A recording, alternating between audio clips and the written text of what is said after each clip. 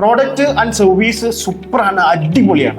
പക്ഷെ ആരും വാങ്ങുന്നില്ല. എന്തുകൊണ്ടാണ്? അത് നിങ്ങളുടെ മാത്രം പ്രോബ്ലം. നല്ല പ്രോഡക്റ്റ് സെല് ചെയ്താൽ, പ്രോഡക്റ്റ് അല്ലെങ്കിൽ നല്ല സർവീസ് ഉണ്ടെങ്കിൽ ആളുകൾ ഓട്ടോമാറ്റിക്കലി വന്നോളും എന്നുള്ള ഓൾഡ് ചിന്താഗതിയാണ് നിങ്ങൾക്കുള്ളതെങ്കിൽ ആരും നിങ്ങൾ തേടി വരാൻ പോകുന്നില്ല. ലോകം മാറിയിട്ടുണ്ട്, കാലം മാറിയിട്ടുണ്ട്, ആളുകളുടെ വൈബ്, ട്രെൻഡ് ഇതെല്ലാം ചേഞ്ച് ആയിട്ടുണ്ട്. ലോകത്തിലെ ഏറ്റവും മികച്ച പ്രോഡക്റ്റ് നിങ്ങളെ കയ്യിലുണ്ടായിട്ടും അല്ലെങ്കിൽ സർവീസ് ഉണ്ടായിട്ടും ഒരു കാര്യമല്ല, അത് ജനങ്ങൾ അറിഞ്ഞില്ലെങ്കിൽ. In modern business the best product does not win, the best known product wins. മാർക്കറ്റിൽ എപ്പോഴും കാണുന്നവര്, വിസിബിൾ ആയിരിക്കുന്നവർ, നിങ്ങളുടെ പ്രൊഡക്റ്റ് എന്താണ്, സർവീസ് എന്താണെന്നുള്ളത് ആളുകളെ ജനങ്ങൾ അറിയിക്കണം. കണ്ടിന്യൂസ് ആയിട്ട് നിങ്ങൾ വിസിബിൾ ആയെങ്കിൽ മാത്രമേ ആളുകൾ നിങ്ങളെ ട്രസ്റ്റ് ചെയ്യത്തുള്ളൂ.